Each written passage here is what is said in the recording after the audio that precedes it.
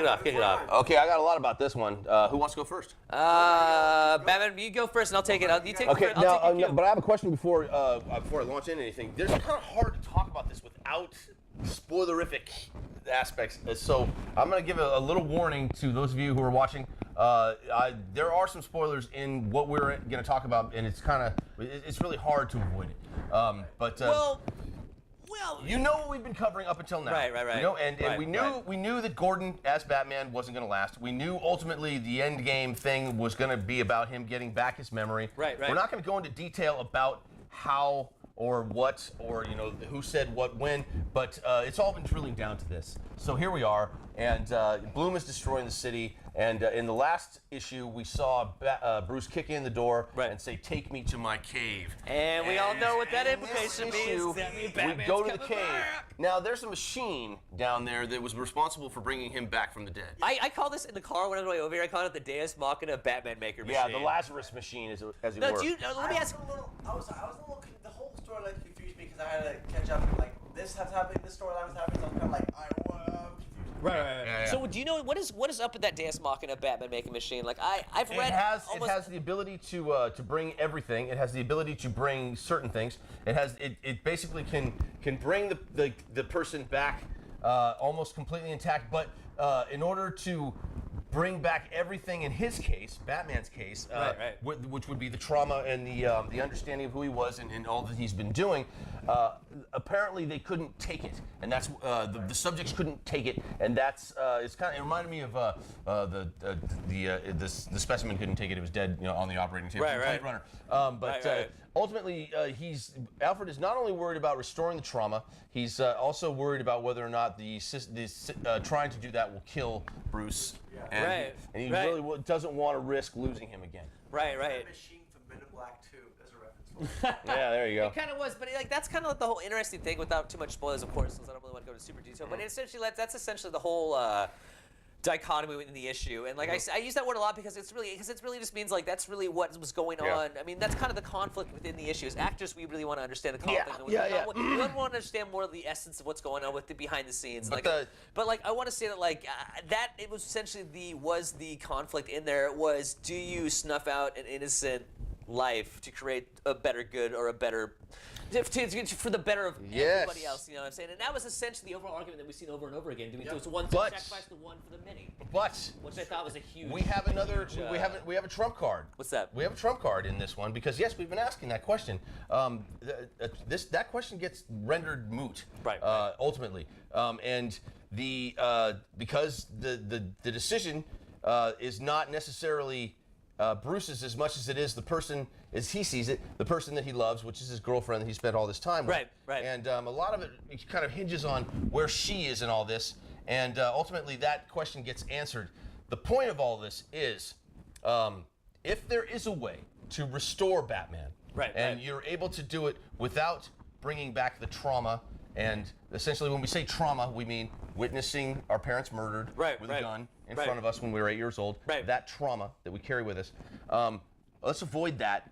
Let's bring back all the other stuff, the detective, the engineer, the crime fighter, everything that made Batman what he is, besides the motivation. Bring it all back. The drive and the instinct would all still be there too. This sets up, in my opinion, a very delicate and explosive precedent for the Batman character in his overall relationship with the comic book universe. Because if you remove the trauma of seeing our parents murdered with a firearm, you no longer have the line of do not kill or do not use guns. Right. Well, I like it. Yeah, that's a really solid If it's point. not there, why should he respect it? Well, like I was saying, we talked about this earlier. My only counter argument to that is does that mean that essentially the death that he witnessed as his parents, essentially, where did that scar go? Where did that emotional scar go? Because as we all know, it's a psychological scars never go anywhere. But if he doesn't remember witnessing it, if he doesn't have that, why would they? Does he just forget his parents? They didn't download that part. He remembers his parents. He remembers the life he lived. He does not remember that night. So he doesn't. So you don't think he's ever going to ask what might happen to my parents? He knows what happened to them. So he doesn't remember what happened. So it was a blank slate. He doesn't have it in his head anymore. That part of it is gone. The horror is gone. Being there, that's gone. What's funny about that too is what Snyder also writes Batman and Robin Eternal. And what has been the major theme in Batman and Robin Eternal is artificially creating that trauma. And that's how did they interesting. have Batman do it? I mean, I don't have a question. I mean, I just thought Artificially. exactly, and that's the whole thing too. Is like In that series, Batman as picked we up a know, gun. and as we know in Batman and Robin, even when it was artificially put in there suggestively, it was easily broken, or not easily broken, but it was actually was broken because we obviously see Jason Todd broke it when he relived his whole death experience. I mean, it can be broken. So my question is like maybe that's only like I said, like it's kind of get licensed for the next writer Batman because we all know Scott Snyder is leaving Batman after issue 50. He's gone.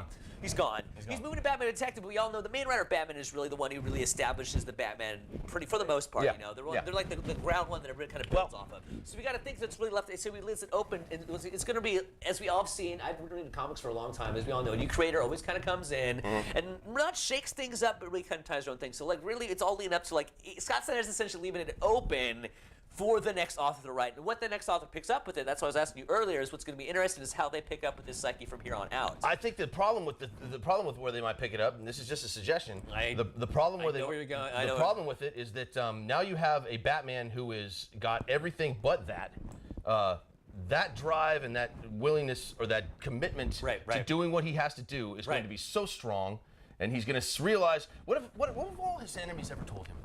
What do they always say? Your biggest weakness is that you refuse to kill. You refuse to go to the extra distance to be the guy who wins. Yeah, but nobody else really does. Like, who else does in the DC? Who kills in the DC universe? What I'm saying is that they're always telling him that. There's a few. They're always telling him that. Right. And so what's to say that he doesn't say, okay, fine. Do you think it's kind of like they're planting all this promotional stuff with him with a gun to kind of ease us into it? I absolutely believe it. I think they're I turning really, him on his ear. like I said, I think said this. they're I messing with said convention this a because couple of that's what they podcasts ago. So I hate that because I really hope they're not going to really mold the comic book continuity into what the movies represents from the movies. It's not and just. we already see. We've seen it in Marvel for years. Yeah. They keep restarting the universe, and every time they restart the goddamn Marvel universe, it always has some more to do with what's going on in the movies. But why do they pisses do me it? off. They've got something. They've got something they can reflect. Right. And I think my theory about all this and why they're turning Batman on his ear is because there's this general nihilism that permeates our society that tries to see those types of rules and those types of lines as a form of weakness. Compromise is weakness, viewed as weakness from a lot of angles now. We're basically we're in a state of our own development as a sociology that we are kind of being conditioned to not give a shit. Right. And people are telling us we're giving too much. I'm not saying that we're all being turned into serial killers. I'm saying that there's a lot of stuff going on where we have to kind of ask ourselves how trivial this horror that we see all the time should be allowed to be. I'm in the right.